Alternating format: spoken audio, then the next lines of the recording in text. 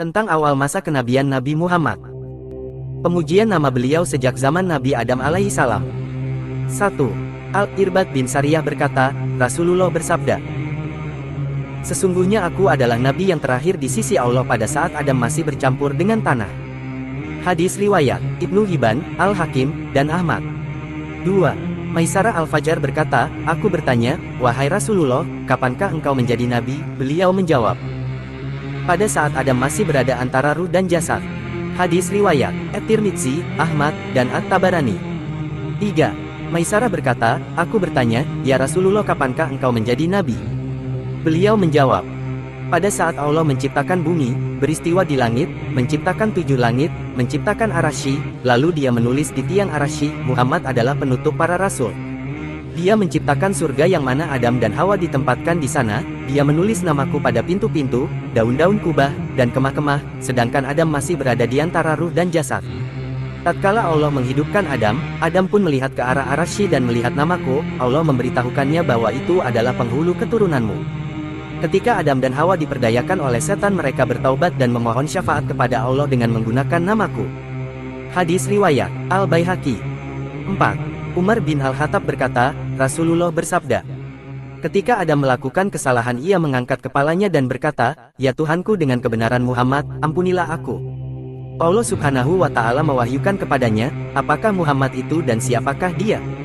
Adam berkata, 'Tuhanku, ketika engkau menyempurnakan penciptaanku, engkau pun mengangkat kepalaku ke arah Arsy dan tertulis di sana kata, La ilaha illallah Muhammad Rasulullah, sehingga aku pun tahu bahwa Muhammad itu adalah makhlukmu yang paling mulia di sisimu sebab engkau telah mengiringkan namanya dengan namamu.' Allah berkata, 'Baiklah, aku ampuni dosamu. Dialah Nabi yang terakhir dari keturunanmu dan kalau bukan karenanya aku tidak akan menciptakanmu.'" Hadis riwayat Al-Baihaqi. 5. Said bin Jubair berkata, "Manusia berselisih pendapat tentang siapakah makhluk Allah yang paling mulia di sisinya. Sebagian mereka berkata, Adam, sebab Allah telah menciptakan ia dengan tangannya dan menyuruh malaikat bersujud kepadanya. Sebagian lagi berkata, malaikat, sebab mereka tidak pernah melakukan maksiat kepadanya. Mereka pun mengadukan hal ini kepada Nabi Adam. Nabi Adam pun berkata, pada saat ditiupkan ruh kepadaku, ruh itu belum sampai ke kedua telapak kakiku. Aku pun duduk dan tampaklah olehku sinar Arsy. Aku melihat di sana tertulis Muhammad Rasulullah. Dia itulah makhluk yang paling mulia di sisi Allah." 6. Wahb bin Munabbih berkata, Allah mewahyukan kepada Adam sebagai berikut, "Aku adalah Allah pemilik Ka'bah ini. Penduduknya adalah orang-orang pilihanku. Pengunjungnya adalah tamuku dan berada dalam lindunganku. Di sana terdapat rumahku yang aku penuhkan ia dengan penduduk langit dan bumi. Mereka mendatanginya berbondong-bondong dengan berambut kusut dan berlumuran debu. Mereka berteriak dengan mengucapkan tasbih. Mereka berlari dengan mengucapkan talbiyah. Mereka menangis dengan air mata mereka yang bercucuran. Siapa yang berangkat menujunya tanpa ada tujuan lain, sungguh ia telah menjengukku dan bertamu denganku, sehingga patutlah bila ku beri ia hadiah dengan kemuliaanku. Aku menjadikan sebutan kemuliaan dan keagungan rumah itu pada seorang nabi dari keturunanmu. Dialah Muhammad penutup para nabi. Aku menjadikan ia sebagai salah satu orang yang mendiami, menjaga, melindungi, dan merawat rumah itu. Siapa yang bertanya tentang diriku pada hari itu, sungguh aku berada bersama orang-orang yang berambut kusut dan berlumuran debu itu yang menunaikan janji mereka dan menghadap Tuhan mereka." 7. Ibnu Abbas berkata, Allah mewahyukan kepada Nabi Isa, "Kalau bukan karena Muhammad, aku tidak akan menciptakan Adam. Aku telah menciptakan Arsy lalu ia pun bergetar sehingga kutuliskan di atasnya kalimat La ilaha illallah Muhammad Rasulullah, ia pun diam." 8. Ka'ab al-Ahbar mengatakan, ketika Allah berkehendak menciptakan Muhammad, ia memerintah Jibril agar membawakan segenggam tanah putih yang merupakan letak tempat kuburan Rasulullah, lalu tanah itu dicampur dengan air surga kemudian dicelupkan ke sungai-sungai yang berada di surga dan dibawa ke sekeliling langit dan bumi. Malaikat pun mengenal Muhammad serta keutamaan beliau sebelum mereka mengenal Nabi Adam. Ketika cahaya Muhammad terlihat pada kilauan cahaya di kening Adam, Allah berkata, "Wahai Adam, ini adalah penghulu keturunanmu dari para nabi dan rasul." Ketika Hawa mengandung Syits, Nur Muhammad berpindah dari Adam ke Hawa sehingga Hawa selalu melahirkan 2 anak setiap kali melahirkan kecuali ketika melahirkan Syits.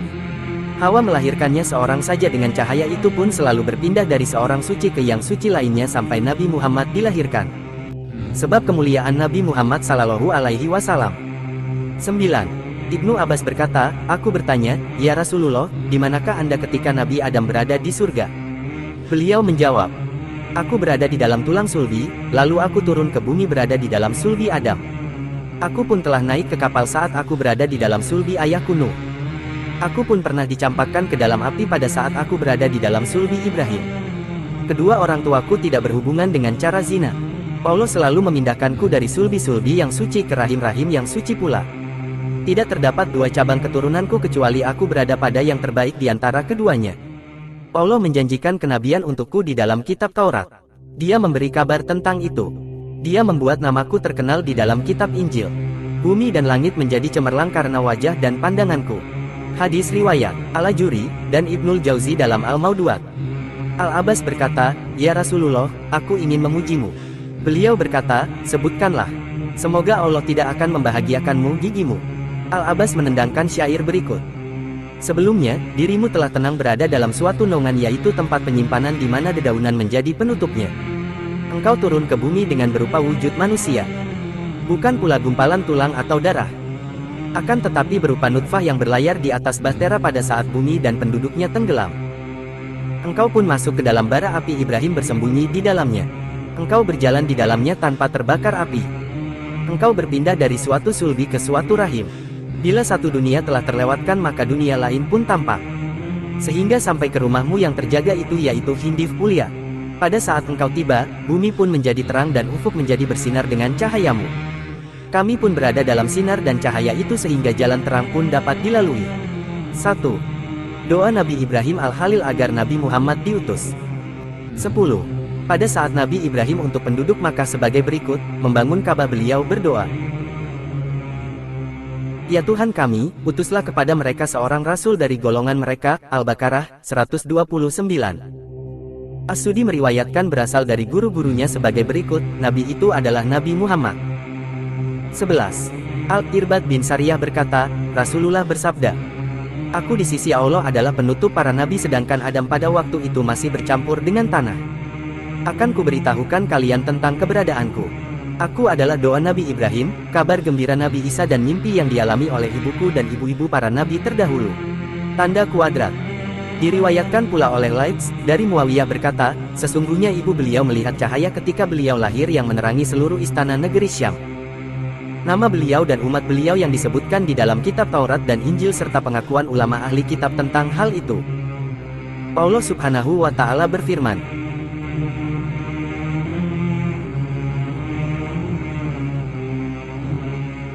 "157. Yaitu orang-orang yang mengikut Rasul, Nabi yang umi yang namanya, mereka dapati tertulis di dalam Taurat dan Injil yang ada di sisi mereka." Al-A'raf 157, bahwa yang dimaksud pada ayat ini adalah orang-orang yang mengetahui sifat dan ciri-ciri beliau. Firman Allah, yang menyuruh mereka mengerjakan yang ma'ruf, yang dimaksudkan adalah kemuliaan akhlak dan silaturahmi. Firman Allah, dan melarang mereka dari mengerjakan yang mungkar, yang dimaksudkan di sini adalah syirik. Firman Allah, dan menghalalkan bagi mereka segala yang baik, yang dimaksudkan adalah apa yang dianggap baik oleh orang Arab. Ada yang mengatakan yaitu lemak yang diharamkan untuk Bani Israel, onta yang dibelah telinganya, hewan ternak yang dilepas, anak domba jantan kembar dengan betina, dan hewan penjaga. Firman Allah, dan mengharamkan bagi mereka segala yang buruk, yaitu apa yang dianggap buruk oleh orang Arab yaitu bangkai, darah, urat yang mereka halalkan. Firman Allah, dan membuang dari mereka beban-beban dan belenggu-belenggu yang ada pada mereka. Abu Ishaq Az-Zajai berkata, belenggu yang dimaksudkan di sini adalah perumpamaan bagi peperangan mereka, tidak diterimanya diat mereka, dan mereka tidak boleh bekerja pada hari Sabtu, mereka harus memberikan pinjaman dari sebagian harta yang mereka peroleh. 12. Ali bin Abi Thalib radhiyallahu anhu berkata tentang penafsiran firman Allah, saat Allah mengambil janji para nabi, Ali Imran 81, ia berkata, Allah tidak mengutus seorang rasul sejak mulai Nabi Adam dan seterusnya kecuali dia menyuruh mereka berjanji jika Muhammad diutus dan mereka masih hidup maka mereka wajib beriman kepada beliau, menolong beliau dan memerintahkan kaum mereka untuk berjanji pula seperti itu. 13. Dari Qatadah ketika menafsirkan firman Allah, saat Allah mengambil janji para nabi, ia berkata, ini adalah janji yang Allah buat terhadap para nabinya agar mereka saling membenarkan, dan Allah membuat perjanjian dengan ahli kitab seperti yang telah disampaikan oleh nabi-nabi mereka agar mereka beriman dan membenarkan Nabi Muhammad. 14. Dari Atta bin Yasar, aku berjumpa dengan Abdullah bin Amr bin Al-Ash, aku berkata kepadanya, beritahukanlah aku tentang ciri-ciri Rasulullah di dalam kitab Taurat. Ia berkata, "Ya baiklah. Demi Allah, telah disebutkan di dalam Taurat seperti yang telah disebutkan di dalam Al-Quran tentang beliau sebagai berikut ini, Hai Nabi, sesungguhnya kami mengutusmu sebagai saksi, dan pembawa kabar gembira serta pemberi peringatan, untuk menjaga agamaku. Engkau adalah hambaku dan rasulku. Aku menamakanmu dengan sebutan Al-Mutawakkil. Engkau bukan orang yang berperangai jahat, bukan pula orang yang kasar, dan bukan orang suka berteriak di pasar. Engkau tidak membalas kejahatan dengan kejahatan, akan tetapi engkau adalah pemaaf." Allah tidak akan mencabut nyawa beliau sebelum agama yang bengkok menjadi lurus, sehingga mereka semua mengucapkan kalimat la ilaha illallah. Allah membuka melalui beliau mata orang-orang yang buta, telinga-telinga yang tuli dan hati-hati yang lalai. Lafaz hadits ini hanya diriwayatkan oleh Al-Bukhari. 15. Abdullah bin Salam berkata, sifat Rasulullah di dalam Taurat adalah sebagai berikut, sesungguhnya kami mengutus kamu sebagai saksi, pembawa berita gembira dan pemberi peringatan, tanda kubik untuk menjaga agamaku. Engkau bukanlah orang yang berperangai jahat, tidak pula kasar, dan bukan orang suka berteriak di pasar. Tidak membalas kejahatan dengan kejahatan, akan tetapi engkau adalah seorang yang pemaaf. Aku tidak akan mencabut nyawamu hingga agama yang bengkok ini menjadi lurus. Akan kubuka dengan sebabmu telinga-telinga yang tuli, hati-hati yang lalai, mata-mata yang buta agar mereka semua mengucapkan la ilaha illallah. Hadis riwayat Al-Qurtubi dalam tafsirnya. 16. Dari Ibnu Abbas, bahwasanya ia bertanya kepada Ka'ab, apa yang engkau ketahui tentang Rasulullah di dalam kitab Taurat?